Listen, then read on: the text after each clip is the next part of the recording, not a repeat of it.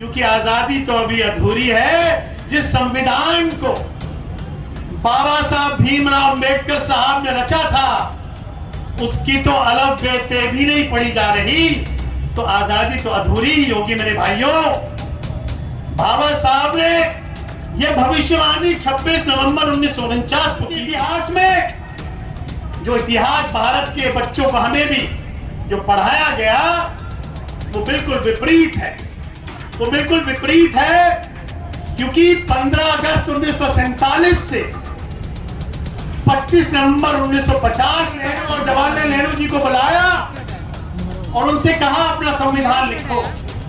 सुनने की बात यह है कि उन्होंने संविधान लिखा, लेकिन उस संविधान में उन्होंने केवल उन्हीं लोगों को वोट देने का अधिकार दिया जो राजे रजवाड़े थे, पढ़े लिखे थे, पैसे वाले थे।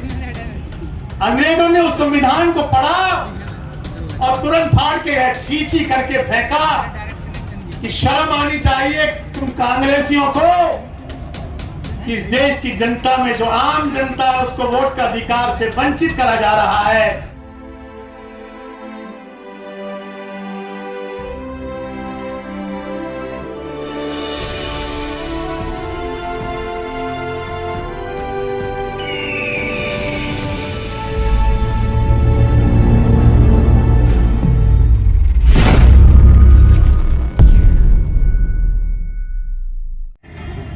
यदि उनके जहन में उनको आजादी मिली है तो जरूर हाथ उठाकर बता देना किस किस को आजादी मिली है इस देश में। कोई हाथ नहीं उठ रहा, कोई हाथ नहीं उठ रहा, क्योंकि आजादी तो अभी अधूरी है। जिस संविधान को बाबा साहब भीमराव अंबेडकर साहब ने रचा था उसकी तो अलग बेते भी नहीं पढ़ी जा रही, तो आजादी तो अधूरी ही होगी मेरे भाइयों। बाबा साहब ने यह भविष्यवाणी 26 नवंबर 1949 को की थी, जो आज लगभग भारत की पर्याय में, भारत की परिस्थिति में आज सच हो रही है। 26 नवंबर 1949 को बाबा साहब ने कहा कि लोकतंत्र कोई पौधा नहीं है जो कहीं भी विकसित हो जाता है। अगर ये जगह विकसित हो जाती तो विश्व में कुछ अंश तक विकास नहीं होता। तो संविधान के प्रति हमें सचेत रहना चाहिए। आप सचेत रहते हैं तो मैं अपने आप को धन्य मानूंगा, ऐसा बाबा साहब ने कहा। उन्होंने चेतावनी दी थी कि वास्तव में संविधान के उद्देश्य से राज्य के अंगों का निर्धारण करना ही नहीं बल्कि उनके प्रकारों की सीमा कराने का है। 26 जनवरी 1950 को भारत का गणतंत्र दिवस मनाते हैं। क्यों मनाते हैं ये बात मैंने आपके सामने रखी। 74 साल के इतिहास में, जो इतिहास भारत के बच्चों को हमें भी जो पढ़ाया गया वो बिल्कुल विपरीत है। वो बिल्कुल विपरीत है क्योंकि 15 अगस्त 1947 से 25 नवंबर 1950 तक अंग्रेजों का इस यहां पर कानून था। भाइयों, अंग्रेजों की ही यहां पर हुकूमत थी। ये तो 13 दिसंबर 1946 को जब नेहरू ने संविधान सभा का गठन किया तब डॉक्टर भीमराव अंबेडकर उसमें नहीं थे। आश्चर्यजनक बात यह है कि गणतंत्र दिवस क्या है, संविधान किसने बनाया, ये कौन व्यक्ति था। ये व्यक्ति भाग्य विधाता, symbol of knowledge doctor Bhimrao Ambedkar ही थे।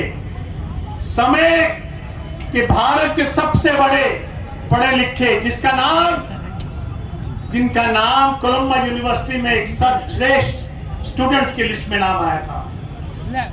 1927 में लॉर्ड वारखंड ने कांग्रेस को संविधान बनाने के लिए दिया। 1927 में अंग्रेजों ने तय कर लिया था कि भारत को आजादी देनी ही पड़ेगी।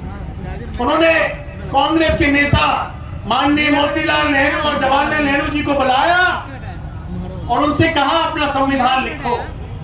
सुनने की बात यह है कि उन्होंने संविधान लिखा, लेकिन उस संविधान में उन्होंने केवल उन्हीं लोगों को वोट देने का अधिकार दिया जो राजे रजवाड़े थे, पढ़े लिखे थे, पैसे वाले थे।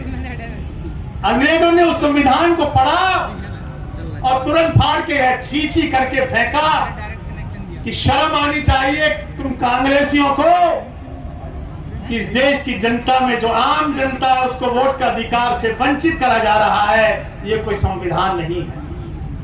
1930 में दोबारा मौका दिया, उसमें भी वो कांग्रेस नेता संविधान बनाने में सफल रहे। 1944 में तीसरा मौका दिया सप्रू कमेटी को, जिन्होंने संविधान बनाया लेकिन उस पर भी छी हो गई। मैं ये बात इसलिए कह रहा हूं कि भारत का संविधान हमारी वो किताब है जिस किताब के चलते हमें एक नई दिशा और नया देश बनाना है। इस नया देश बनाने में हमें बहुजन समाज को एकत्रित करना है और वो एकत्रित जब होगा जब सारे बहुजन लोग एक छत के नीचे आकर खड़े होंगे। मैं ज्यादा ना बोलते हुए केवल एक ही बात कहूंगा कि अगर बहुजन समाज एक पल, एक आवाज, एक संगठन, एक छत के नीचे आता है तो 2024 में बहुजन समाज ही सत्ता में आएगा। जय भीम, जय भारत, जय संविधान।